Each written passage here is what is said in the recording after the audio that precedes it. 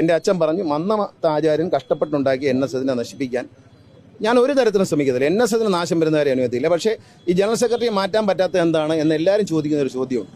ആ ചോദ്യത്തിൻ്റെ ഉത്തരം ഞാൻ നിങ്ങൾക്ക് പറഞ്ഞുതരാം. മാറ്റാൻ പറ്റുന്ന ഒരാളല്ല, ഒരു കൂട്ടം ആളുകളുണ്ട്. ആരാന്നറിയാം?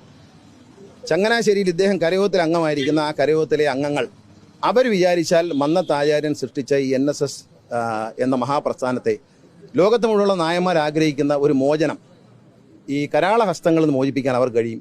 ഇദ്ദേഹത്തിനെ അവിടുത്തെ ഇലക്ട്രൽ മെമ്പർ സ്ഥാനത്ത് നിന്ന് മാറ്റിയാൽ ജനറൽ സെക്രട്ടറി സ്ഥാനം പോവും, ഡയറക്ടർ മെമ്പർ സ്ഥാനം പോവും, എല്ലാം പോവും.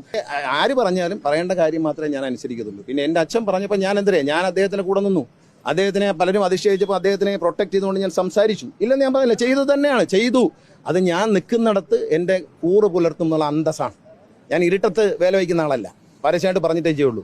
അങ്ങനെ ചെയ്തപ്പോൾ നമ്മളെ പുറംകാലം കൊണ്ടടിക്കുക. ഒരടി അടിച്ചു, 2 അടി അടിച്ചു. ഇതെല്ലാം കണ്ടിട്ട് പിന്നെയും കാലേ കിടന്ന് തൂങ്ങാൻ അത്ര നാണം കെട്ടവനാണോ ഗണേഷ് കുമാർ? അല്ല. അതുകൊണ്ട് തന്നെയാണ് പറഞ്ഞത്. ആര് പിടിച്ചെടുക്കാൻ പോകുന്നു? എനിക്ക് മന്നത്തിൻ്റെ സമാധി തുറന്നു കിട്ടണമെന്ന് മാത്രമേ ഉള്ളൂ, പുഷ്പാർച്ചന ചെയ്യാൻ വേണ്ടി. എനിക്കും എന്നെ പോലുള്ള സാധാരണക്കാരായ കരയോഗങ്ങളായ നായന്മാർക്കും അല്ലാത്തവർക്കും വിശ്വാസത്തോടെ ആചാര്യനെ വന്ദിക്കാനുള്ള അവസരം തുറന്നു തരണം. അത്രയും മാത്രമേ ഡിമാൻഡുള്ളൂ. പിന്നെ ഒരു കാര്യം എനിക്ക് പറയാനുള്ളൂ, പത്തനാപുരം താലൂക്കിൽ കയറി കരയോഗങ്ങൾ പിരിച്ചുകൂടുക, ഇങ്ങനെയുള്ള വേലത്തരങ്ങളും കൊണ്ട് വന്നാൽ ഞാൻ ഇനിയും വാ തുറക്കേണ്ടി വരും. ഇനി തൽക്കാലം വാ തുറക്കാൻ ഉദ്ദേശിക്കുന്നില്ല.